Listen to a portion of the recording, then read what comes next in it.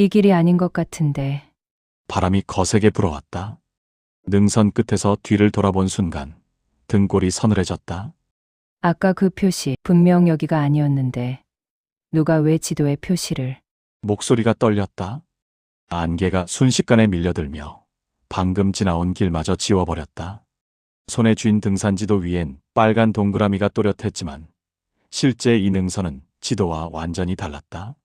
아래로 내려가는 길은 보이지 않았고 앞으로 이어진 산길은 점점 더 좁아지며 어둠 속으로 빨려 들어갔다.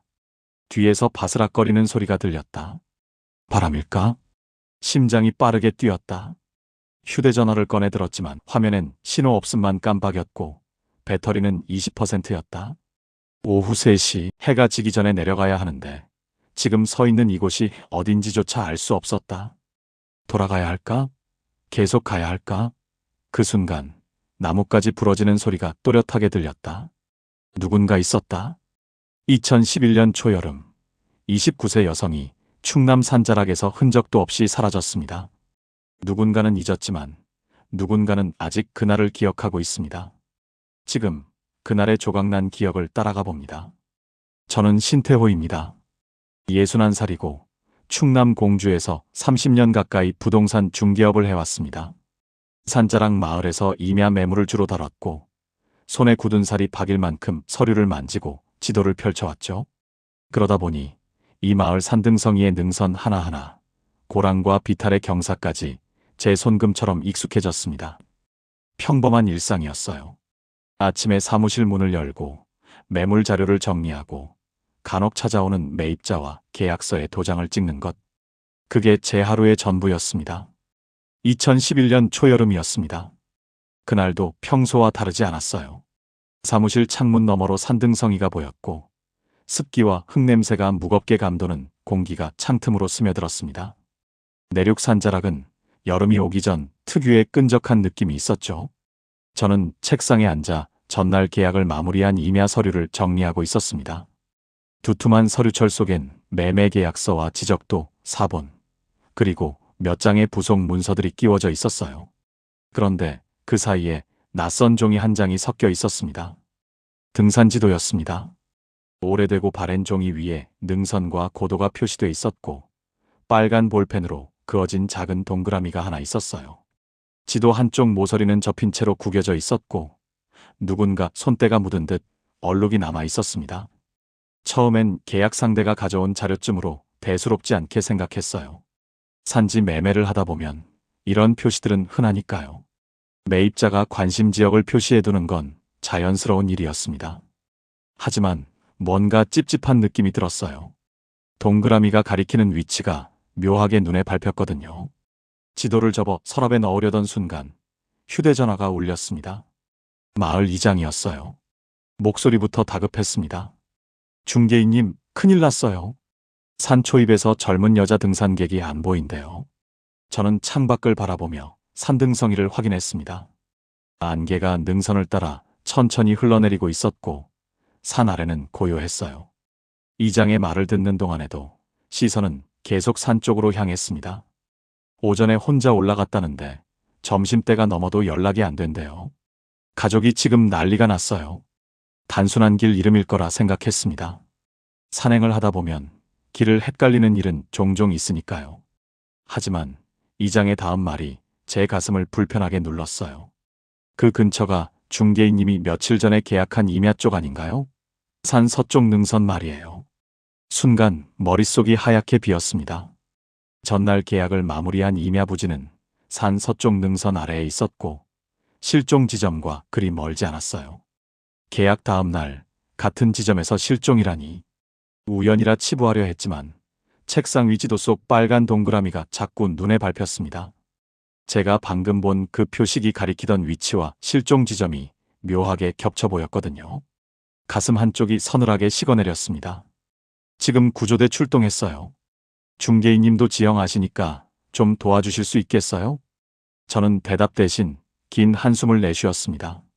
30년 가까이 이 일을 하면서 여러 일들을 겪었지만 이런 느낌은 처음이었어요. 뭔가 잘못 엮인 것 같은, 제가 모르는 사이 어떤 흐름 속에 말려 들어간 것 같은 불안이 밀려왔습니다. 정오 무렵 저는 사무실 문을 잠그고 산초입으로 향했습니다. 낡은 잠바 주머니엔 접힌 지도가 들어 있었고 손끝엔 서류를 오래 만진 탓에 생긴 굳은 살이 만져졌어요. 산림구조대와 자원봉사자들이 이미 모여 있었고 폭이 좁고 미끄러운 산길을 따라 초동수색이 시작되고 있었습니다. 저는 중개인으로서 해당 지역 지형을 알고 있다는 이유로 현장 안내를 도왔습니다. 구조대원들은 지형도를 펼쳐놓고 수색구역을 나누고 있었고 그 모습을 보는 동안에도 제 머릿속엔 빨간 동그라미가 맴돌았어요. 등산로를 오르기 시작했습니다. 산길은 생각보다 가팔랐고 습기 먹은 흙이 신발 밑에서 미끄러졌어요. 능선을 향해 오르는 동안 제 등 뒤로 구조대원들의 발소리가 따라왔고 간간히 무전기 소리가 산 아래로 울려 퍼졌습니다. 나무 사이로 비치는 햇빛은 흐릿했고 공기는 무겁게 가라앉아 있었어요. 숨을 쉴 때마다 습한 공기가 폐에 깊숙이 들어왔고 그 무거움이 불안과 뒤섞였습니다. 실종자는 29세 여성이라고 했습니다. 마지막으로 휴대전화 신호가 잡힌 지점 근처에서 사라졌다고 했어요. 구조대원이 지도를 펼쳐 보이며 그 지점을 가리켰을 때 저는 숨이 멎는 것 같았습니다. 그곳은 제가 전날 계약서에 도장을 찍은 임야 서쪽 경계선과 가까웠거든요. 우연이라고 생각하고 싶었지만 제 손은 잠바 주머니 속 지도를 무의식적으로 만지고 있었습니다. 능선을 오르면서 저는 계속 지도를 떠올렸습니다. 빨간 동그라미가 가리키던 곳이 정확히 어디였는지 다시 확인하고 싶었어요. 하지만 구조대와 함께 움직이는 상황에서 혼자 지도를 꺼내보기는 어려웠습니다. 그저 기억 속 위치를 더듬으며 발을 옮겼죠. 수색대는 능선 동쪽을 중심으로 움직였지만 저는 자꾸 서쪽 비탈이 신경 쓰였어요. 전날 계약할 때 매입자가 했던 말이 문득 떠올랐거든요. 서쪽 경계선 쪽으로 진입로를 조정하고 싶습니다. 그때는 단순한 요청으로 들렸습니다. 임야를 매입한 뒤 진입로를 조정하는 건 흔한 일이었으니까요. 하지만 지금 생각하니 그 말이 묘하게 걸렸어요. 왜 하필 서쪽이었을까요? 그 방향은 능선 아래로 깊이 들어가는 지점이었고 등산로와는 조금 떨어진 곳이었습니다. 접근하기에도 쉽지 않은 위치였죠. 매입자는 그 이유를 명확히 설명하지 않았고 저 역시 크게 신경 쓰지 않았습니다. 하지만 지금은 그 모든 게 의미심장하게 느껴졌어요. 오후가 깊어지면서 수색은 계속됐지만 아무런 흔적도 발견되지 않았습니다. 구조대는 신호가 잡힌 지점을 기준으로 원형 수색구역을 확장했지만 산비탈은 고도차가 심해 신호 오차가 클 수밖에 없었어요. 저는 구조대원에게 다가가 제가 가지고 있는 지형 정보를 설명했습니다. 이 지점은 실제 고도차가 크고 능선 뒤로 휴대전화 신호가 튈 수 있어요. 서쪽 비탈 쪽도 확인해 보는 게 좋을 것 같습니다. 하지만 현장은 긴박했고 구조대는 장비 신호에 더 의존하고 있었어요. 제 말은 크게 주목받지 못했습니다. 그들은 경험과 장비를 믿었고 지역 중개인의 의견은 참고 사항 정도로만 받아들여졌죠. 저는 뒤로 물러서서 수색대를 따라 움직였습니다. 하지만 마음속 불안은 점점 커져갔어요. 해가 기울기 시작했습니다. 능선을 넘을 때마다 바람이 꺾이고 어둑한 그림자가 비탈 아래로 길게 내려앉았어요. 나무 사이로 스며드는 석양빛은 붉은 기운을 띠었고 그 빛이 산비탈을 물들이는 모습은 묘하게 불길해 보였습니다. 주변은 고요했지만 어딘가에서 누군가 제 뒤를 따라오는 것 같은 착각이 들었어요.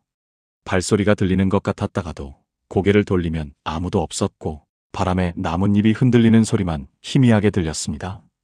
수색대는 결국 해가 완전히 넘어가기 전에 수색을 중단하기로 했습니다.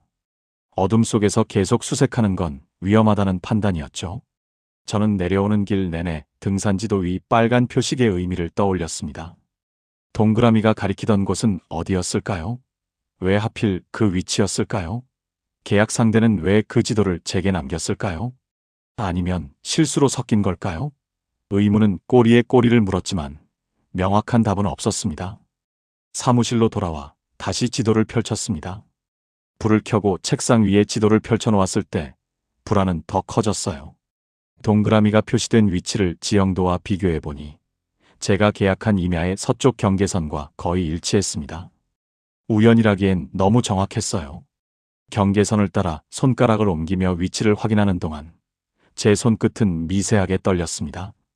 계약 직후 벌어진 실종, 그리고 지도 속 알 수 없는 표시, 그 전부가 산 아래 담담한 일상에 균열을 내기 시작했죠.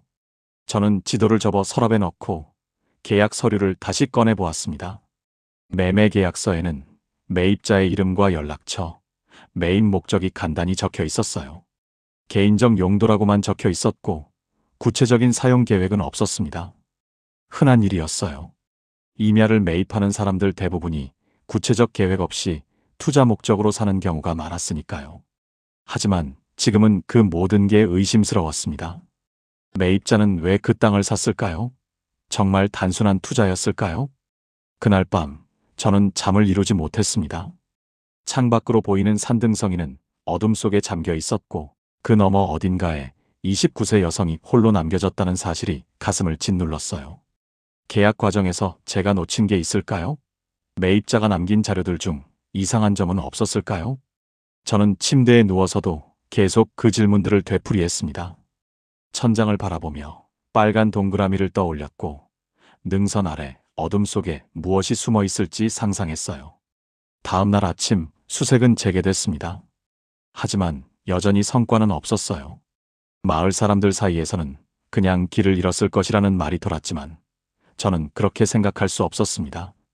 실종 지점과 제 계약 부지가 겹친다는 사실, 그리고 지도 위 빨간 동그라미, 이 모든 게 단순한 우연일 리 없다는 직감이 들었거든요.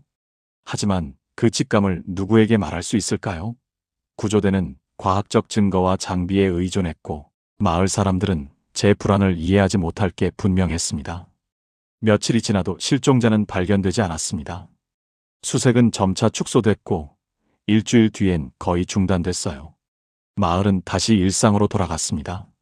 사람들은 실종 사건을 이야기하다가도 이내 다른 화제로 넘어갔고 산등성이는 여전히 고요했어요. 하지만 저는 그날의 기억을 지울 수 없었습니다. 산등성이 아래로 펼쳐진 임야, 그 경계선, 어딘가에 숨겨진 진실이 있을 거라는 예감이 계속 제 뒤를 따라다녔습니다. 사무실로 출근할 때마다 저는 창밖으로 산을 바라보았습니다. 능선은 여전히 같은 모양으로 하늘을 가르고 있었고 나무들은 바람에 흔들리며 작은 소리를 냈어요. 그 모든 게 평범해 보였지만 저에게는 더 이상 평범하지 않았습니다. 어딘가에 29세 여성의 흔적이 남아있을 거라는 생각, 그리고 제가 계약한 땅이 그 사건과 연결되어 있을지도 모른다는 불안. 그 감정은 시간이 지나도 옅어지지 않았습니다. 서랍 속 등산 지도는 여전히 그 자리에 있었고 빨간 동그라미는 희미하게 남아 있었습니다. 저는 가끔 그 지도를 꺼내보곤 했어요. 마치 그 표식이 무언가를 말하고 있는 것 같았지만 제가 이해할 수 없는 언어로 적혀 있는 것처럼 느껴졌습니다. 그리고 그 언어를 해독하지 못하면 저는 평생 이 불안을 안고 살아야 할 것 같았어요. 초동수색은 오후 늦게부터 본격적으로 진척됐지만 현장은 시작부터 혼란스러웠습니다. 산림구조대가 먼저 능선 동쪽을 중심으로 수색을 펼쳤는데 마을 주민 몇 명이 엇갈린 증언을 내놓으면서 수색대의 진행 방향이 흔들리기 시작했어요. 저는 구조대 뒤를 따라 능선을 오르내리며 지형을 안내했지만 주민들의 말이 계속 제 귀에 들어왔습니다. 누군가는 여성 등산객을 서남쪽 사면에서 봤다고 했고 또 누군가는 동쪽 오르막에서 비슷한 차림의 사람을 봤다고 했어요. 증언들이 서로 엇갈리면서 수색대는 갈피를 잡지 못했습니다. 저는 중개 업무를 하며 익숙하게 훑어보던 지형도를 떠올리며 두 진술 모두 실제 지형과 미세하게 어긋나 있다는 사실을 눈치챘습니다. 능선 사이에 작은 고랑처럼 파인 비탈길이 있었는데 마을 사람들이 흔히 동쪽 오르막이라고 부르는 그 길은 실제 지도에서는 남동쪽으로 꺾여 있었거든요. 방향에 대한 미묘한 오해가 수색 라인을 여러 갈래로 분산시키고 있었어요. 저는 구조대원에게 다가가 지형도를 펼쳐 보이며 설명했지만 현장은 너무 급박했고 여러 정보가 동시에 쏟아지는 상황이었습니다. 제 말은 참고 사항 정도로만 받아들여졌죠. 게다가 실종자의 휴대전화가 마지막으로 연결된 기지국 기록도 명확하지 않았습니다. 구조대는 신호가 잡힌 지점을 기준으로 원형으로 수색구역을 확장했지만 산 아래 매물지 경계선을 표시한 도면과 비교하면 반경 계산이 어색하게 넓어져 있었어요. 저는 구조대원에게 도면을 보여주며 이 지점이 실제 고도 차가 큰 곳이라 신호가 튀었을 수 있다고 설명했습니다. 하지만 현장은 긴박했고 서로 다른 기준이 뒤섞이며 수색대는 결국 두 팀으로 나뉘어 각기 다른 방향을 오르기 시작했어요. 일정이 촉박한 구조대는 제 말보다는 장비 신호에 의존했고 그 사이에 지형은 해가 기울며 더욱 어두워지고 있었습니다. 오후 늦게 더 큰 혼선이 들어섰습니다. 한 등산객이 전날 비슷한 차림의 여성을 초입에서 봤다고 주장했는데 문제는 장소였어요. 그가 설명하는 위치는 등산로 입구와 동떨어진 깊은 숲길이었습니다. 저는 내가 기억하는 전날 상황을 떠올렸어요. 그 시간대라면 저는 계약 상대와 서류를 맞추기 위해 사무실에 있었고 창문 너머로 등산객 이동은 거의 보이지 않았습니다. 그런데 증언자가 가리키는 지점은 이상하게도 등산지도 위 빨간 동그라미가 표시된 능선 바로 아래였어요. 마치 누군가 의도적으로 수색 방향을 그쪽으로 몰아가려는 듯한 찝찝함이 스쳤습니다. 저는 증언자에게 다가가 조심스럽게 물었습니다. 정확히 어느 지점에서 봤는지, 시간은 언제였는지. 하지만 대답은 애매했어요. 오후쯤이었다는 말만 되풀이했고 장소도 대략적인 방향만 가리켰습니다. 얼굴을 봤는지 물으니 멀리서 봐서 잘 모르겠다고 했어요. 그런데 옷차림은 기억한다고 했습니다. 밝은색 재킷에 등산 배낭을 메고 있었다고요. 그 묘사는 실종자의 가족이 전한 정보와 비슷했지만 장소와 시간이 맞지 않았습니다. 저는 그 증언이 수색에 도움이 될지 의문이었지만 구조대는 일단 그 방향도 확인하기로 결정했어요. 수색대가 두 갈래로 나뉘어 움직이는 동안 저는 혼자 능선 서쪽 비탈을 따라 걸었습니다. 제가 계약한 임야 부지와 가까운 곳이었죠. 나무 사이로 비치는 햇빛은 점점 약해지고 있었고 바람이 불 때마다 나뭇잎이 바스락거리는 소리가 들렸어요. 발밑에는 젖은 흙과 낙엽이 쌓여 있었고 한 걸음씩 내디딜 때마다 신발이 미끄러졌습니다. 저는 등산 지도를 주머니에서 꺼내 펼쳐보았어요. 빨간 동그라미가 가리키는 위치를 다시 확인하고 싶었거든요. 지도 위 표시는 여전히 흐릿했지만 제가 서 있는 지점과 가깝다는 건 분명했습니다. 저는 주변을 둘러보았어요. 능선 아래로 작은 공터가 보였고 그 너머로 나무들이 빽빽하게 들어서 있었습니다. 특별히 이상한 점은 보이지 않았어요. 하지만 뭔가 묘한 느낌이 들었습니다. 공기가 다른 곳보다 무겁게 느껴졌고 바람이 불지 않는데도 등골이 서늘했어요. 저는 지도를 다시 접어 주머니에 넣고 수색대 쪽으로 돌아갔습니다. 해가 완전히 산 뒤로 넘어가자 구조대는 더 이상의 수색을 잠시 중단하기로 결정했습니다. 어둠 속에서 계속 수색하는 건 위험하다는 판단이었죠. 내려오는 길, 저는 잠깐 멈춰서서 등산 지도를 다시 펼쳐보았습니다. 지도 속 동그라미와 주민들의 증언, 전날 계약한 임야의 구조가 머릿속에서 뒤섞이며 하나의 흐릿한 선을 만들었어요. 그러나 그 선은 명확하게 이어지지 않았습니다. 그런데 이상하게 누군가 일부러 지점을 헷갈리게 만들었다는 느낌이 지워지지 않았습니다. 마을로 돌아오는 길에 저는 마을 이장을 만났습니다. 그는 지친 얼굴로 서 있었고 수색 결과가 없다는 사실에 답답해하는 표정이었어요.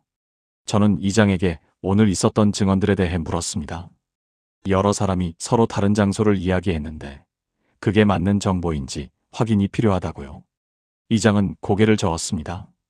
다들 선의로 말하는 거겠지. 하지만 산에서는 방향 감각이 흐려지기 쉬워요. 그 말은 맞았지만 저는 여전히 찝찝했습니다. 선이라고 하기엔 너무 정확하게 엇갈린 증언들이었거든요. 마치 누군가 의도적으로 혼선을 만들어낸 것처럼 느껴졌어요. 하지만 그걸 증명할 방법은 없었습니다. 저는 이장에게 인사를 건네고 사무실로 돌아왔습니다.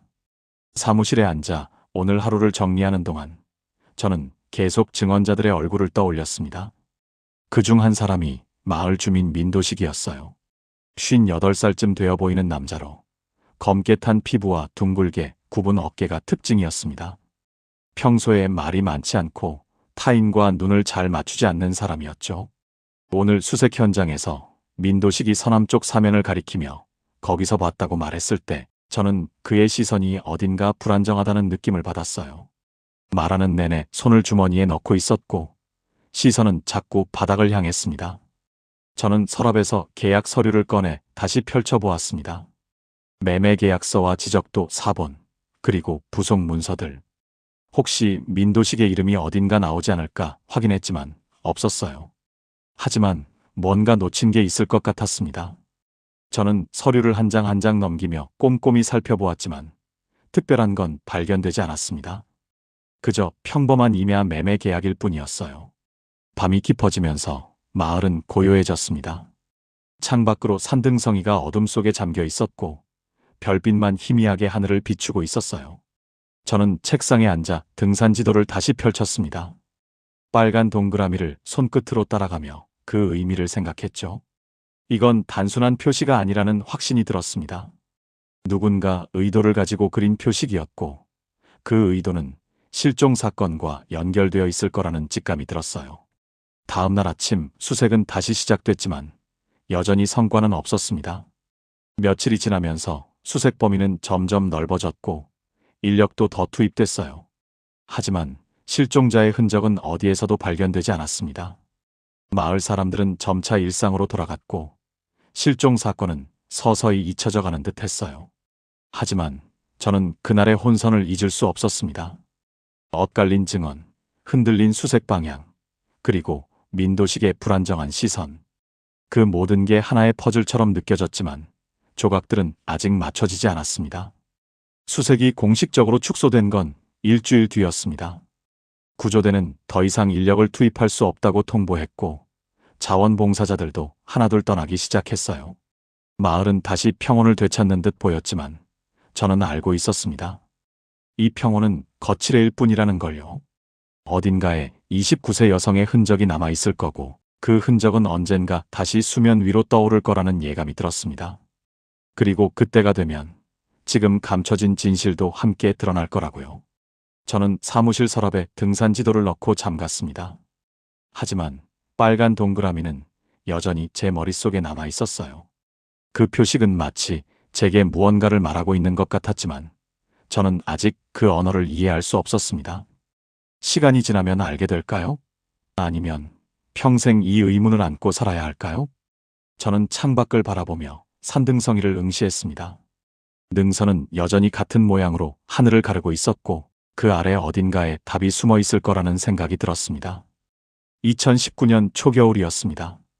사건 이후 8년이라는 시간이 흘렀지만 산 아래 공터를 지날 때마다 묘한 불편함이 여전히 가슴 밑바닥에 남아 있었어요.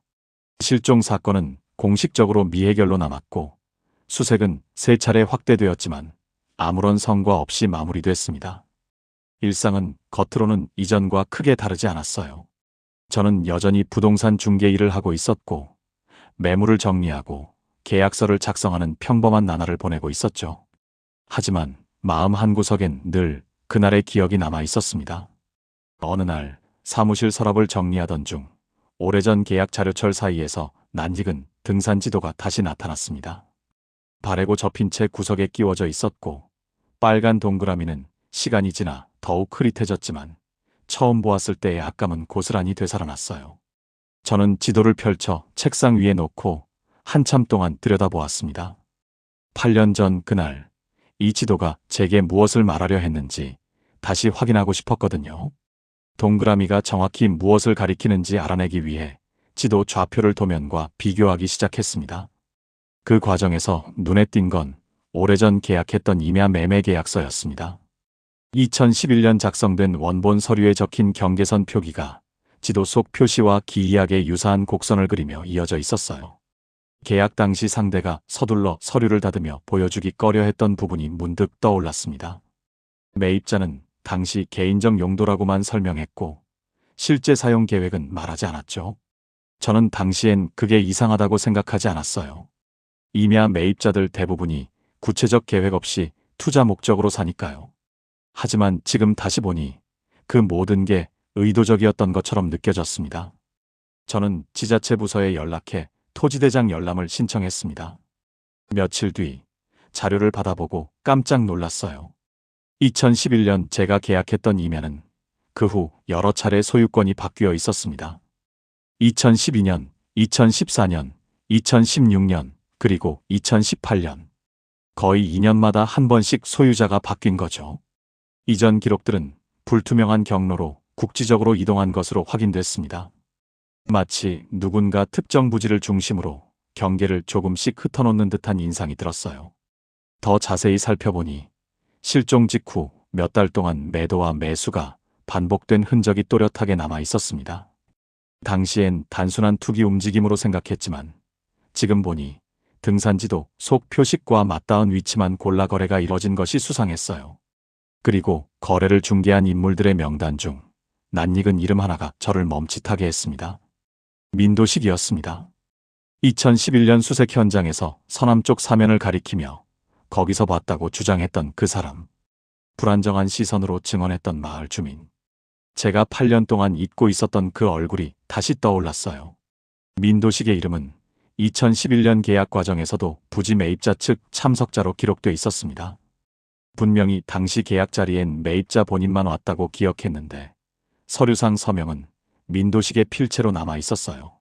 저는 그 서명을 유심히 살펴보았습니다. 흔들리지 않은 또렷한 글씨체였고 서명 옆에는 날짜도 정확히 적혀 있었습니다.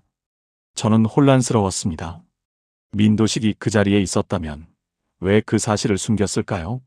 그리고 왜 계약 다음 날 실종 현장에서 엇갈린 증언을 했을까요? 8년 전의 혼란스러운 수색과 그의 불분명한 진술, 그리고 지도 속 표식이 하나의 축으로 이어지기 시작했어요. 숨겼던 단서들이 어두운 틈에서 다시 얼굴을 드러내는 듯 했습니다. 저는 민도식을 직접 만나보기로 결심했습니다. 마을에서 그를 찾는 건 어렵지 않았어요. 여전히 같은 집에 살고 있었고 간혹 마을 회관 근처에서 모습을 볼 수 있었습니다. 어느 오후 저는 민도식을 마을 입구에서 마주쳤습니다. 그는 여전히 검게 탄 피부와 둥글게 굽은 어깨를 하고 있었고 제 눈을 똑바로 보지 못했어요. 잠깐 이야기 좀 할 수 있을까요? 저는 조심스럽게 말을 건넸습니다. 민도식은 잠시 망설이더니 고개를 끄덕였어요. 우리는 마을 회관 옆 벤치에 앉았습니다. 저는 토지대장 사본을 꺼내 보여주며 물었습니다. 2011년 계약 때 참석자로 기록돼 있는데 기억하세요? 민도식은 서류를 흘끗 보더니 시선을 돌렸습니다. 오래전 일이라 잘 기억 안 나요. 목소리가 낮았고 어딘가 방어적이었어요. 저는 계속 물었습니다. 그때 실종 사건 있었잖아요. 수색 현장에서 서남쪽 사면을 가리켰던 거 기억하시죠? 민도식은 손을 주머니에 넣고 고개를 숙였습니다. 그냥 본대로 말한 거예요. 잘못 봤을 수도 있죠. 대화는 더 이상 이어지지 않았습니다. 민도식은 자리에서 일어나 떠났고 저는 벤치에 혼자 남았어요. 그의 태도는 명확했습니다. 말하고 싶지 않다는 거였죠. 하지만 그 침묵이 오히려 더 많은 걸 말해주고 있었습니다. 뭔가 숨기고 있다는 걸요. 그날 밤 저는 사무실에 남아 자료들을 다시 정리했습니다. 등산지도, 매매계약서, 토지대장 사본. 모든 자료를 책상 위에 펼쳐놓고 연결고리를 찾으려 했어요. 빨간 동그라미가 가리키는 위치, 민도식의 이름이 적힌 서류, 반복된 소유권 변경. 그 모든 게 하나의 그림을 만들고 있었지만 아직 완성되지 않았습니다. 중심에 있는 핵심 조각이 빠져 있었어요. 며칠 뒤 저는 후배 중개업자 정우진을 만났습니다. 44살쯤 되어 보이는 말끔한 옷차림의 남자였고 평소 말이 빠르고 계산적인 성향이었죠. 정우진은 한때 제가 이관한 매물을 처리해주던 인물이었고 실종 이후에도 간혹 정보를 나누던 사이였습니다. 저는 그에게 2011년 계약에 대해 물었어요. 혹시 그때 관련된 기억이 있는지, 민도식이라는 이름을 들어본 적 있는지. 정우진은 잠시 생각하더니 고개를 끄덕였습니다. 민도식이요? 들어본 것 같긴 한데 확실하진 않아요. 그의 대답은 애매했습니다. 하지만 표정에선 뭔가 불편한 기색이 보였어요. 저는 더 파고들지 않았습니다. 아직 확실한 증거가 없었고 성급하게 움직이는 건 좋지 않다고 판단했거든요. 하지만 정우진의 반응은 제 의심을 더 키웠습니다. 그날 이후 저는 민도식의 움직임을 조심스럽게 관찰했습니다. 마을에서 그를 볼 때마다 어디로 가는지, 누구를 만나는지 눈여겨봤어요. 어느 날 민도식이 산 초입 쪽으로 향하는 걸 목격했습니다. 저는 멀리서 그를 따라갔습니다. 그는 능선 아래 공터 근처에서 멈춰 섰고 한참 동안 주변을 둘러보더니 다시 내려왔어요. 무엇을 확인하러 간 걸까요? 저는 그 장소를 기억해 두었습니다. 2019년이 저물어가는 겨울, 저는 더 이상 혼자 이 일을 진행할 수 없다고 판단했습니다. 증거는 점점 쌓이고 있었지만 결정적인 한 방이 필요했어요. 저는 지자체 조사팀에 연락해 상황을 설명했습니다. 토지 거래의 이상한 흐름, 민도식에 관련 가능성, 그리고 등산지도 속 표식. 조사팀은 제 이야기를 듣고 관심을 보였지만 구체적인 증거가 더 필요하다고 했어요. 저는 알고 있었습니다. 이 사건은 단순히 실종으로 끝나지 않을 거라는 걸요. 어딘가에 숨겨진 진실이 있고 그 진실은 언젠가 드러날 거라는 확신이 들었습니다. 그리고 그 순간이 다가오고 있다는 예감도 함께 느껴졌어요. 8년이라는 시간 동안 잠들어 있던 단서들이 다시 깨어나고 있었고 저는 그 흐름을 막을 수 없었습니다. 산등성이 아래 어딘가에 묻혀있던 비밀이 서서히 수면 위로 떠오르기 시작했습니다. 겨울비가 흩뿌리던 2019년 말이었습니다. 저는 민도식의 이름이 적힌 서류처를 다시 검토하던 중 계약 당시 제출받았던 부속 문서가 하나 누락되어 있음을 뒤늦게 알아챘어요. 매매 계약서 뒤에 첨부되었어야 할 지적도 사본이 사라져 있었습니다. 낡은 파일을 여러 번 뒤적이던 끝에 가장 아래쪽에서 축축하게 누군 종이 한 장이 손끝에 걸렸어요. 펼쳐보니 등고선이 번져 흐릿한 지적도 위에 수기로 임시 통행로 조정이라는 메모가 남아 있었습니다. 이는 매입자가 임야 깊숙한 곳으로 진입로를 바꾸기 위해 임시 허가를 요청했다는 흔적이었어요. 문제는 그 조정선의 끝 지점이었습니다. 저는 등산 지도를 꺼내 지적도와 겹쳐놓고 비교했어요. 조정선의 끝 지점이 등산 지도 속 빨간 동그라미와 정확히 겹쳤습니다. 단순한 표식이 아니라 도달 지점이었던 거죠. 누군가 의도적으로 그 위치를 표시해두고 진입로까지 확보하려 했던 겁니다. 제 손끝이 떨렸어요. 8년 동안 제가 찾던 연결고리가 바로 이거였습니다. 하지만 이것만으로는 부족했습니다. 지도와 서류상 일치만으로는 실종 사건과의 직접적 연결을 증명할 수 없었어요. 저는 더 결정적인 증거가 필요했습니다. 그 무렵 지역조사팀과 연계된 한 지인이 과거 공중 촬영 자료를 정리하며 드론 영상 복원을 시도하고 있었어요. 저는 그에게 연락해 제가 제공한 위치 좌표를 기반으로 2011년 당시 촬영된 저해상도 사진을 다시 불러와 달라고 부탁했습니다. 며칠 뒤 지인으로부터 연락이 왔습니다. 복원 기술로 노이즈를 제거한 이미지를 보냈다고요. 저는 사무실에서 컴퓨터 화면을 켜고 파일을 열었습니다. 처음엔 흐릿한 숲의 윤곽만 보였어요. 나무들이 빽빽하게 들어선 능선, 그 아래로 펼쳐진 비탈. 별다른 특이점은 보이지 않았습니다. 하지만 지인은 확대와 대조 보정을 반복하라고 조언했고 저는 그대로 따랐어요. 화면을 확대하자 나무들 사이에 불길한 형체 하나가 눈에 들어왔습니다. 능선 아래 움푹 파인 공간, 마치 작은 절개지처럼 드러난 틈에서 서 있는 누군가의 실루엣이었어요. 키와 체형으로 보아 여성 같았습니다. 실종된 그 여성일까요? 제 심장이 빠르게 뛰기 시작했습니다. 하지만 문제는 그 뒤편이었어요. 잎사귀 그림자에 가려져 있었던 또 하나의 형체가 보정 과정에서 드러나기 시작했습니다. 촬영 당시엔 잡히지 않았던 어둡게 뒤섞인 윤곽이 떠올랐어요. 저는 화면을 더 확대했습니다. 그 형체의 목선 옆으로 희미하게 번진 무늬가 있었어요.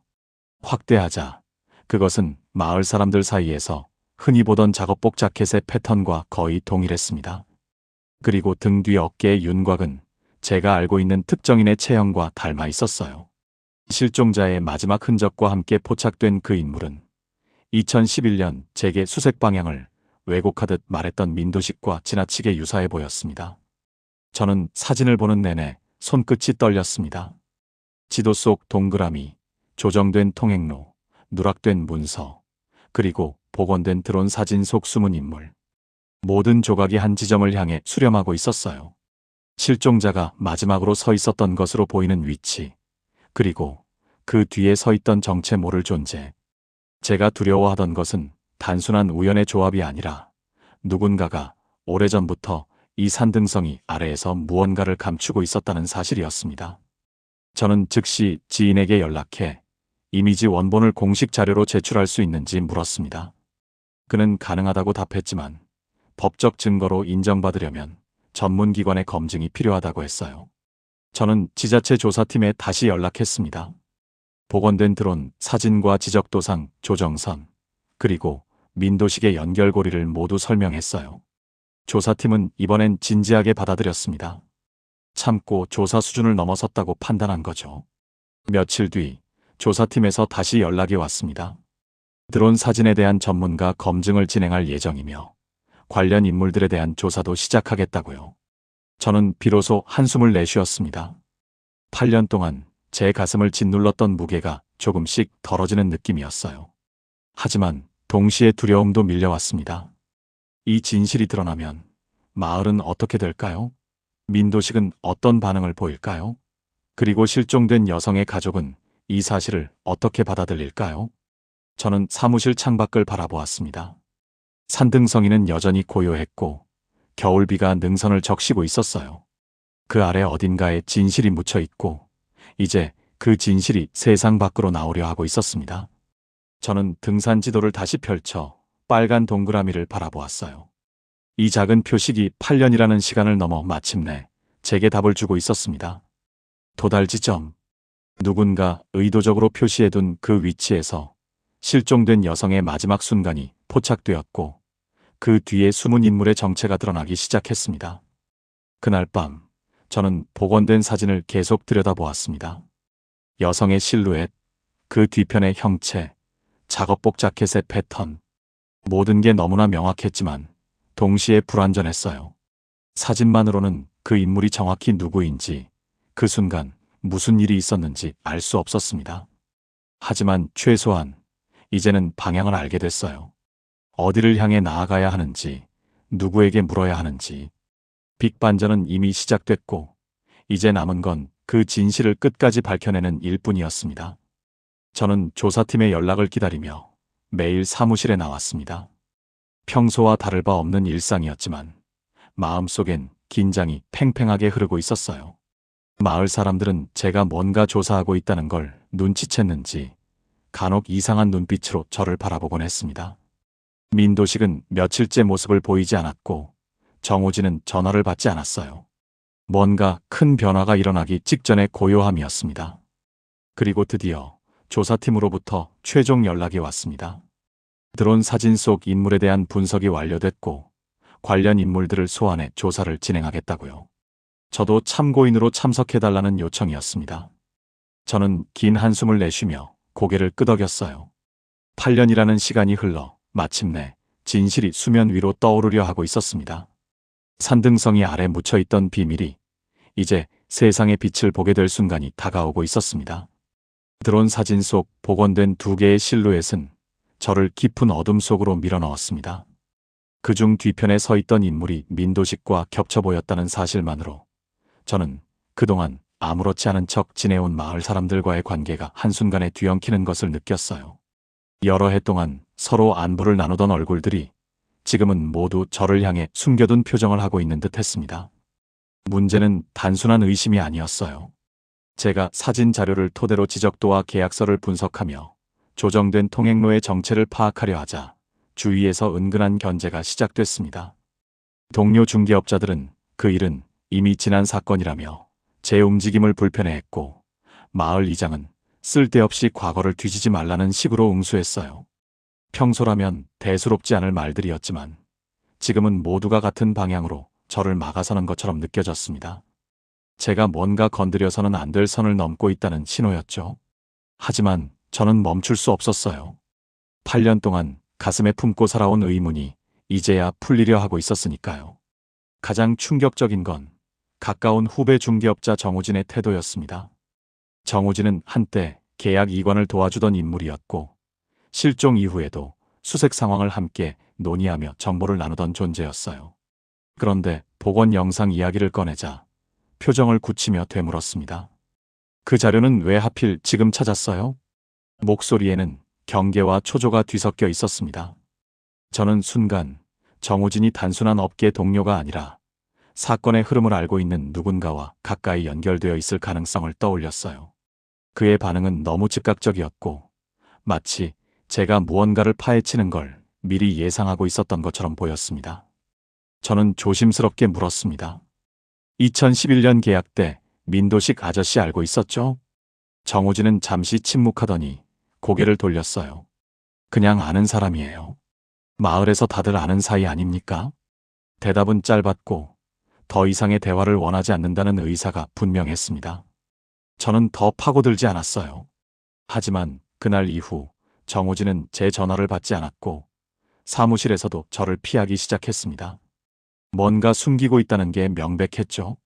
그날 밤 집으로 돌아와 오래된 계약 서류들을 펼쳐보던 중 저는 또 하나의 이상한 흔적을 발견했습니다. 2011년 계약자인 매입자 대표의 연락처가 적힌 문서에 누군가 볼펜으로 다른 번호를 더 씌워놓은 흔적이었어요. 더 씌움이 미세하게 번져 있었고 그 아래 원래 번호는 거의 지워져 있었습니다. 마치 누군가가 실제 매입자와의 연결고리를 고의로 차단하려 한 듯 했어요. 저는 정우진이 한때 이 매입자 측 인물과 여러 차례 통화했다는 사실을 떠올렸고 그의 불안한 반응이 단순한 놀람이 아니라 더 큰 조짐임을 직감했습니다. 마을은 조용했지만 공기 속엔 표면적 평온과 다른 긴장이 스며 있었습니다. 사람들의 눈길은 미묘하게 식었고 제가 사무실 문을 열고 들어서는 소리에도 누군가 민감하게 반응하는 듯 했어요. 산자락 아래 매물지를 둘러싼 미묘한 거래 흐름, 실종 직후 이어진 반복된 소유권 변경, 그리고 복원된 사진 속 숨은 인물. 그 모든 것이 민도식만이 아니라 더 넓은 연결망을 가리키고 있었습니다. 며칠 뒤 저는 마을 회관 근처에서 민도식을 다시 마주쳤습니다. 그는 제 모습을 보자마자 시선을 피했고 빠르게 걸음을 옮겼어요. 저는 그를 따라가며 말을 건넸습니다. 아저씨, 잠깐만요.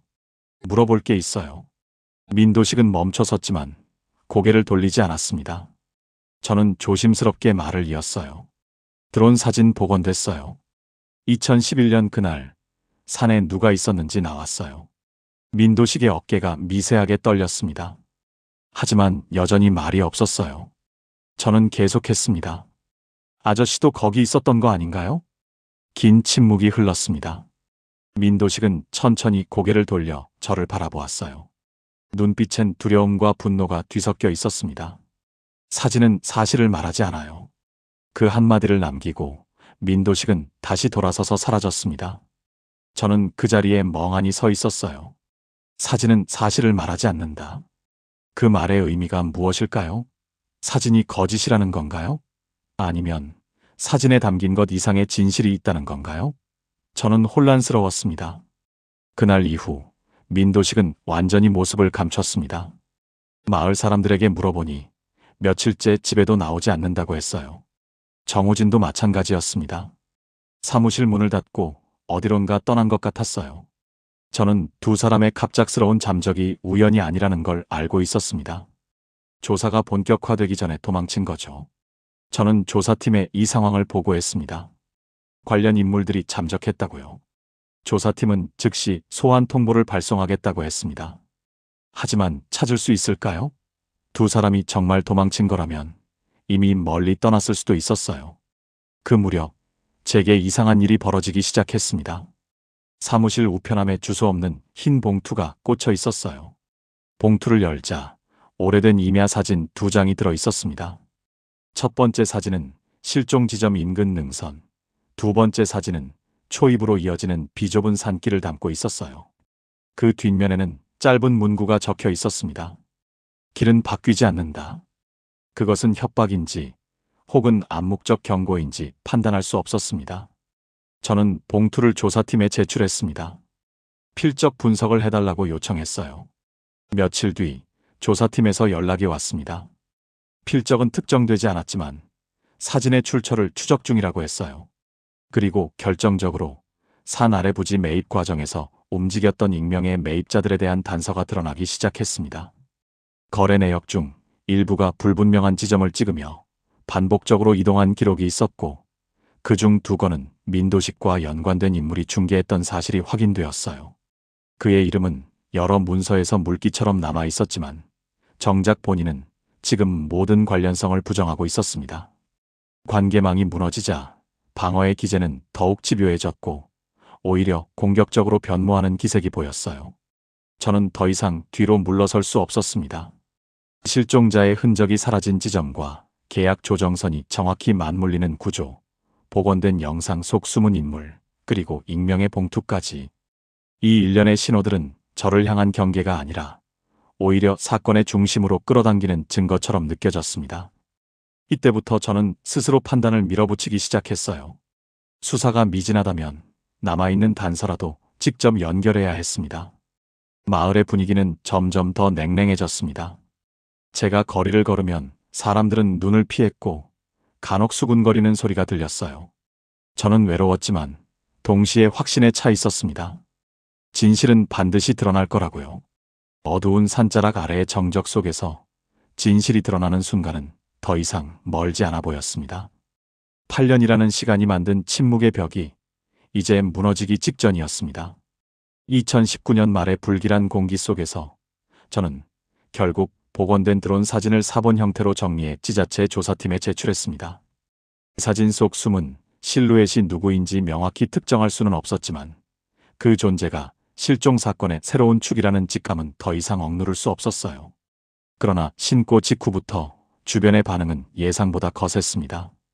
조사팀은 서류 수령만 남기고 사적 해석은 증거가 되지 않는다며 신중한 태도를 보였고 마을 일부 주민들은 제가 근거 없는 추측으로 지역 분위기를 흐리고 있다는 식의 불만을 제기했어요. 모든 시선이 저를 중심으로 회전하며 압박의 고리를 좁히는 듯 했습니다. 그 사이 민도식의 태도도 눈에 띄게 변했습니다. 며칠간 모습을 드러내지 않다가 어느 날 새벽 우리 사무실 앞을 맴돌다 사라지는 것이 주변 폐쇄회로 텔레비전에 희미하게 포착되었어요. 그의 그림자는 산등성 아래 길목을 배회하는 듯 했고 마치 누군가가 제 뒤를 조용히 살피는 기척처럼 느껴졌습니다. 저는 그의 방문을 기다리며 문서철과 통행로 조정 메모, 지도 사본을 책상 위에 펼쳐두었지만 끝내 모습을 드러내지 않았어요. 대신 사무실 우편함에는 주소 없는 흰 봉투 하나가 꽂혀 있었습니다.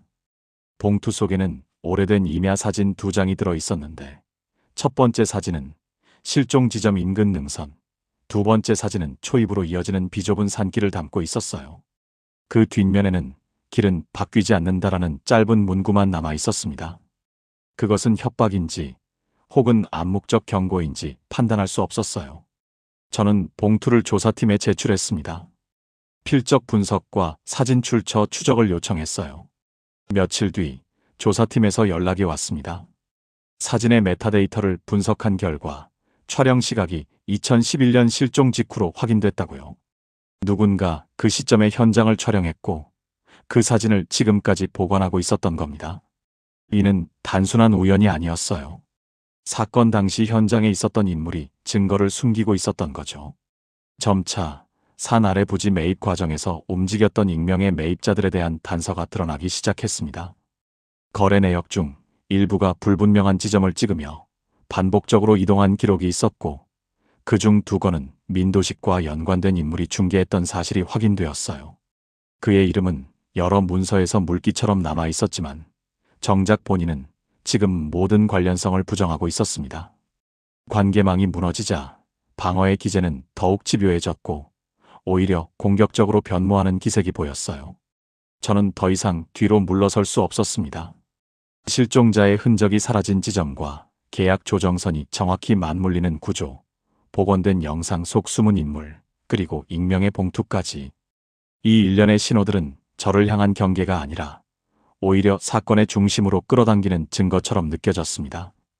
이때부터 저는 스스로 판단을 밀어붙이기 시작했어요. 수사가 미진하다면 남아있는 단서라도 직접 연결해야 했습니다. 조사팀은 드디어 본격적인 조사에 착수했습니다. 민도식과 정우진을 포함한 몇몇 부지 이해관계자를 소환해 사실관계를 확인하기로 한 거죠. 저도 참고인으로 참석해달라는 요청을 받았습니다. 면담은 마을회관에서 비공개로 진행됐어요. 저는 준비한 자료들을 모두 가지고 갔습니다. 등산지도, 계약서, 토지대장 사본, 그리고 복원된 드론 사진. 회관에 들어서자 민도식이 이미 와 있었습니다. 그의 얼굴은 그동안 보아왔던 완고한 표정과는 달랐어요. 손등에는 잔뜩 굳은 핏줄이 솟아 있었고 시선은 자꾸 바닥을 향했습니다. 정우진도 곧 도착했어요. 말끔한 옷차림은 여전했지만 표정엔 긴장이 역력했습니다. 조사팀이 면담을 시작했습니다. 먼저 저에게 물었어요. 2011년 계약 당시 상황, 실종 사건과의 연관성, 그리고 최근 발견한 증거들에 대해 저는 준비한 대로 차분하게 설명했습니다. 등산지도 위 빨간 동그라미가 조정된 통행로의 끝지점과 일치한다는 점, 드론 사진 속 실루엣이 실종자와 또 다른 인물을 보여준다는 점, 그리고 민도식의 이름이 여러 문서에 등장한다는 점. 조사팀은 고개를 끄덕이며 기록했습니다. 그리고 민도식을 향해 물었어요. 2011년 계약 당시 참석자로 기록돼 있는데 맞습니까? 민도식은 잠시 침묵하더니 고개를 끄덕였습니다. 그때 일은 잘 기억 안 나요. 목소리가 낮았습니다. 조사팀은 계속 물었어요. 실종 당일 산에 올라갔습니까? 민도식은 고개를 저었습니다. 아니요. 저는 마을에 있었어요. 하지만 조사팀은 그의 대답을 믿지 않는 듯 했습니다. 드론 사진을 꺼내 보여주며 물었어요. 이 사진 속 인물이 누구라고 생각합니까? 민도식은 사진을 보더니 시선을 돌렸습니다. 대답이 없었어요. 조사팀은 정우진을 향해 같은 질문을 던졌습니다. 정우진은 사진을 오래 들여다보더니 입을 열었어요. 잘 모르겠습니다. 흐릿해서요. 그의 목소리는 떨리고 있었습니다. 조사팀은 제출받은 봉투 속 임야 사진의 원본 파일을 제시했어요.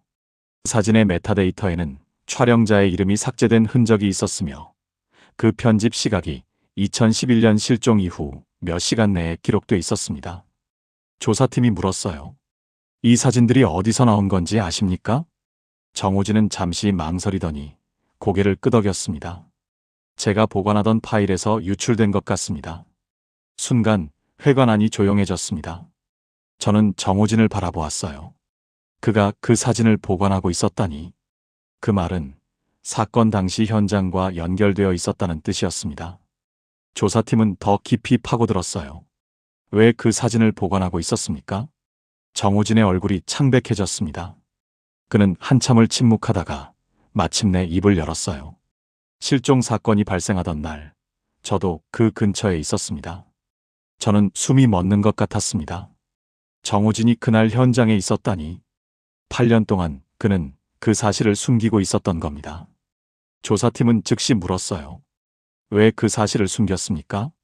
정우진은 고개를 떨구고 대답했습니다. 두려웠어요. 제가 거기 있었다는 사실만 알려져도 매입 과정 전체가 뒤집힐 수 있었으니까요. 그 말은 자신의 존재가 실종자의 마지막 동선과 겹쳤다는 사실을 간접적으로 시인하는 것이었습니다. 어두운 산자락 아래의 정적 속에서 진실이 드러나는 순간은 더 이상 멀지 않아 보였습니다. 겨울이 깊어지던 어느 저녁, 지자체 조사팀에서 연락이 왔습니다. 복원된 드론 이미지와 지적도, 상해 조정선, 그리고 연속된 매입 기록의 이상, 패턴이 참고 조사 수준을 넘어섰다는 통보였어요. 조사팀은 민도식과 중개업자 정우진을 비롯한 몇몇 부지 이해관계자를 불러 사실관계를 확인하고자 했습니다. 저는 마을회관에서 진행된 비공개 면담의 참고인으로 참석했고 그 자리에서 민도식의 얼굴은 그동안 보아왔던 완고한 표정과는 달랐어요. 손등에는 잔뜩 굳은 핏줄이 솟아 있었고 시선은 자꾸 바닥을 향했습니다. 그런 와중에 조사팀이 제시한 건 제가 제출한 봉투 속 임야 사진의 원본 파일이었습니다. 사진의 메타데이터에는 촬영자의 이름이 삭제된 흔적이 있었으며 그 편집 시각이 2011년 실종 이후 몇 시간 내에 기록돼 있었어요. 조사팀이 정우진에게 물었습니다. 이 사진들이 어디서 나온 건지 아는지. 정우진은 목소리를 떨며 대답했어요. 제가 보관하던 파일에서 유출된 것 같습니다. 그 말과 함께 정우진은 처음으로 긴 침묵을 깼습니다. 목소리는 갈라져 있었고 손은 계속 떨리고 있었어요. 조사팀은 더 깊이 파고들었습니다. 왜 그 사진을 보관하고 있었는지, 실종 당일 어디에 있었는지. 정우진은 한참을 망설이다가 결정적인 순간 입을 열었어요.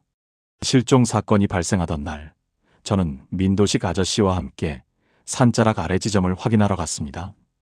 회관 안이 순간 조용해졌습니다. 저는 정우진을 바라보았어요. 그가 그날 민도식과 함께 있었다니. 8년 동안 숨겨왔던 사실이 드디어 드러나는 순간이었습니다. 조사팀은 즉시 물었어요. 왜 그 사실을 숨겼습니까? 정우진은 고개를 떨구고 대답했습니다. 그날 우리가 거기 있었다는 사실만 알려줘도 매입 과정 전체가 뒤집힐 수 있었어요. 저는 부지 매입자 측과 연결된 브로커 역할을 맡았고, 민도식 아저씨는 그 과정에서 협력자였습니다. 그 말은 자신들의 존재가 실종자의 마지막 동선과 겹쳤다는 사실을 간접적으로 시인하는 것이었습니다. 조사팀은 계속 물었어요. 그날 산에서 여성을 봤습니까? 정우진은 긴 침묵 끝에 고개를 끄덕였습니다. 봤습니다. 하지만 얼굴을 정확히 기억하지 못해요. 멀리서 봤고 그때는 그냥 등산객인 줄 알았습니다. 조사팀이 드론 사진을 다시 꺼내 보여주며 물었어요. 이 사진 속 뒤편에 서 있던 인물이 누구입니까? 정우진은 사진을 오래 들여다보더니 고개를 저었습니다. 저는 아니에요. 그리고 민도식 아저씨도 아닐 거예요. 그 대답은 모호했습니다. 저는 조사팀을 바라보았어요. 정우진의 자백은 부분적이었고 가장 정확히 밝혀야 할 실존 주체, 그러니까 실종자의 마지막 순간에 함께 있었던 인물이 누구였는지에 대해서는 명확한 윤곽을 얻지 못했습니다. 드론 사진 속 뒤편의 실루엣은 정우진도 민도식도 아니라고 주장했고, 두 사람은 서로에게 책임을 떠넘기는 듯한 태도를 보였어요. 마치 한 사람을 중심으로 여러 그림자가 돌고 있는 구조 같았습니다. 민도식은 여전히 침묵을 유지했습니다. 조사팀이 여러 차례 질문을 던졌지만 기억이 흐리다는 말만 되풀이했어요. 그날 산에 갔는지, 여성을 봤는지, 사진 속 인물이 누구인지, 모든 질문에 대해 민도식은 명확한 답을 회피했습니다. 저는 그의 태도에서 두려움과 방어가 뒤섞여 있음을 느꼈어요. 무언가 더 큰 진실을 숨기고 있다는 확신이 들었습니다. 조사팀은 정우진의 자백을 문서로 채록했습니다. 부지 매입 과정에서 브로커 역할을 했다는 것, 실종 당일 민도식과 함께 산에 갔다는 것, 그리고 여성을 봤다는 것. 하지만 그 이상의 진술은 나오지 않았어요. 누가 실종자 뒤에 서 있었는지, 그날 정확히 무슨 일이 있었는지에 대해서는 여전히 베일에 가려져 있었습니다. 저는 조사팀이 정우진의 자백을 문서로 채록하는 모습을 지켜보며 오랜 시간 좁혀온 고리가 겨우 닿을 듯하면서도 여전히 빈틈을 남긴 채 미끄러지는 느낌을 지울 수 없었습니다. 사실의 일부만 드러난 채 핵심은 그림자 속에 가라앉아 있었어요. 그러나 최소한 저는 혼자가 아니었습니다. 실종자의 마지막 흔적과 맞물린 인물들이 드디어 공적 기록에 등장하기 시작한 것이죠. 면담이 끝난 뒤 저는 회관 밖으로 나왔습니다. 겨울 공기가 차갑게 얼굴을 스쳤고 산등성이는 어둠 속에 잠겨 있었어요. 저는 하늘을 올려다보았습니다. 별들이 희미하게 빛나고 있었고 그 아래 어딘가에 여전히 밝혀지지 않은 진실이 남아있다는 생각이 들었습니다. 조사팀은 사건 기록을 갱신했습니다. 정우진의 부분 자백이 확보되었고 부지 매입 과정의 부정거래 의혹도 추가로 확인됐어요. 하지만 실종자의 마지막 순간, 드론 사진 속 뒤편에서 드러난 또 다른 인물의 정체는 끝내 밝혀지지 않았습니다. 민도식은 끝까지 침묵했고 정우진은 기억하지 못한다고만 했어요. 저는 사무실로 돌아와 등산 지도를 다시 펼쳤습니다. 빨간 동그라미는 여전히 희미하게 남아 있었고 그 표식이 가리키던 위치에서 실종자의 마지막 흔적이 포착됐지만 진실의 전부는 아직 드러나지 않았어요. 산등성 아래의 비밀이 완전히 드러나지 않더라도 그 침묵의 경계를 누군가는 다시 넘어서야 했습니다. 그리고 그 역할이 결국 저에게 돌아왔음을 깨닫는 순간 억눌려 있던 숨이 비로소 천천히 풀려나갔습니다. 하지만 동시에 불완전한 진실 앞에서 느끼는 무력감도 밀려왔습니다. 8년이라는 시간을 거쳐 드디어 일부가 밝혀졌지만 가장 중요한 조각은 여전히 어둠 속에 남아 있었어요. 실종자의 마지막 순간에 함께 있었던 인물, 드론 사진 속 그림자의 정체, 그리고 그날 정확히 무슨 일이 있었는지, 그 모든 것이 여전히 미완의 퍼즐로 남아 있었습니다. 저는 창밖을 바라보며 산등성이를 응시했습니다. 능선은 여전히 같은 모양으로 하늘을 가르고 있었고 그 아래 어딘가에 답이 숨어 있을 거라는 생각이 들었어요. 하지만 그 답을 찾는 일은 이제 제 손을 떠나 있었습니다. 조사팀의 몫이었고 시간의 몫이었죠. 저는 다만 밝혀진 조각이라도 기록으로 남겨야 한다는 책임감을 느꼈습니다. 실종된 여성의 이름이 잊히지 않도록, 그리고 그날의 진실이 완전히 사라지지 않도록. 2025년 봄, 산등성 위로 옅은 안개가 흐르는 아침이었습니다. 실종 사건이 벌어진 지 14년이 되었고 저는 여전히 이 마을에서 부동산 일을 이어가고 있었어요. 사무실 벽 한쪽에는 정리되지 못한 서류철과 지도, 사본들이 남아 있었지만 예전처럼 그것들을 손끝으로 뒤적이며 불안에 휩싸이던 시절은 지나 있었습니다. 정우진의 부분 자백 이후 사건 기록은 보완되었고 조사팀은 산자락 일대의 매입 과정을 재점검해 몇 건의 부정거래 의혹을 추가로 확인했어요. 그러나 실종자의 마지막 순간, 드론 사진 속 뒤편에서 드러난 또 다른 인물의 정체는 끝내 밝혀지지 않았습니다. 그 공백은 늘 그렇듯 산 아래 고요한 흙냄새 속에 묻혀 있었어요. 이제는 그 사실을 받아들일 여유가 생겼습니다. 완전한 해답을 얻지 못한 채 시간이 흐르더라도 사건의 조각들이 세상에 남겨졌다는 것만으로도 의미가 있었어요. 저는 가끔 2011년의 등산 지도를 꺼내어 바라보곤 합니다. 빨간 동그라미는 여전히 바랜 자국만 남았고 그 표식이 처음 제 눈에 들어왔던 순간의 섬뜩한 예감도 이제는 한 겹이 기억 속으로 가라앉았어요. 하지만 이상하게도 그 지도는 여전히 누군가 남긴 작은 신호처럼 보였습니다. 실종자가 사라진 능선 아래에서 흐릿하게 포착되었던 실루엣, 그리고 그 뒤편에 숨어있던 그림자는 시간이 지나도 제 마음속에서 완전히 사라지지 않아요. 저는 산 아래 공터에 서서 오래전 조정된 통행로가 지나가던 방향을 바라봅니다. 그 길은 지금 잡초가 우거져 형태가 거의 남지 않았지만 햇빛이 비스듬히 비칠 때면 옅은 흔적처럼 갈라진 흙길이 보여요. 마을 사람들은 그 길을 잊어버렸고 새로운 개발 계획이 논의되면서 이 일대는 곧 다른 형태로 바뀔지도 모릅니다. 그러나 저는 알고 있어요.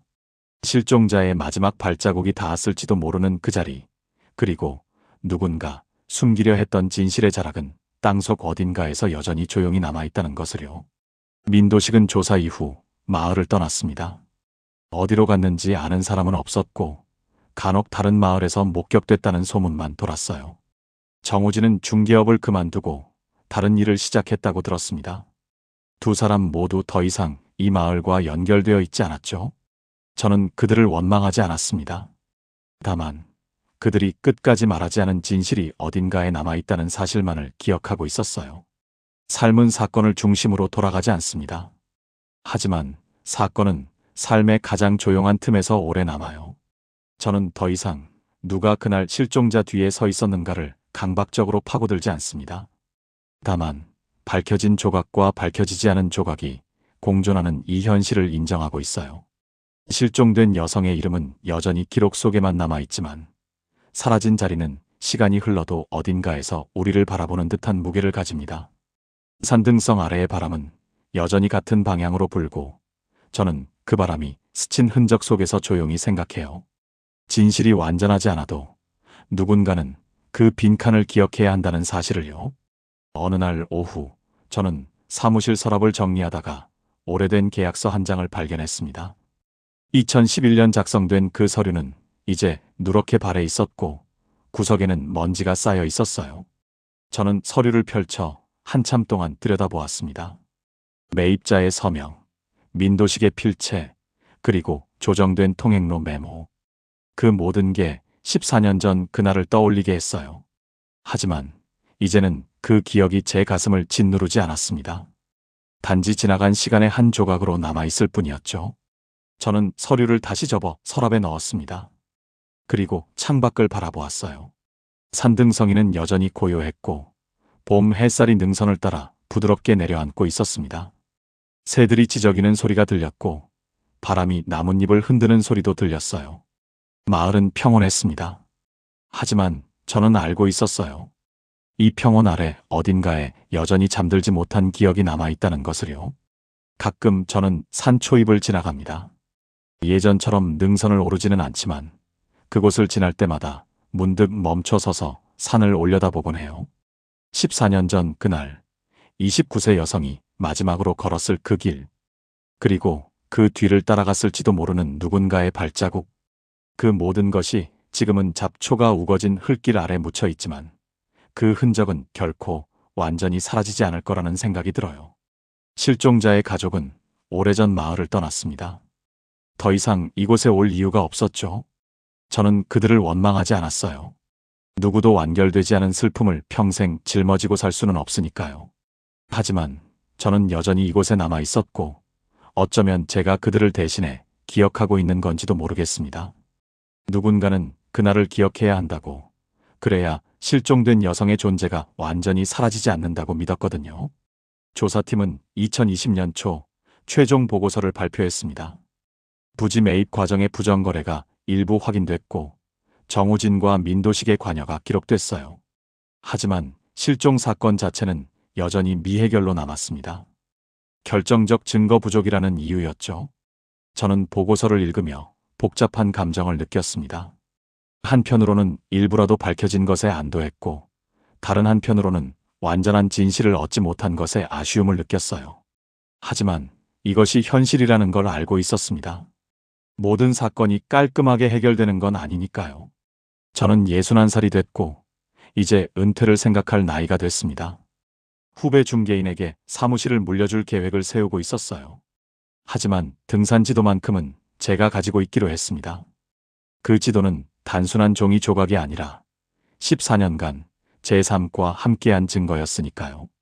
빨간 동그라미가 가리키던 그 자리, 그곳에 무엇이 있었는지 완전히 밝혀지지 않았지만 그 표식은 여전히 의미를 가지고 있었습니다.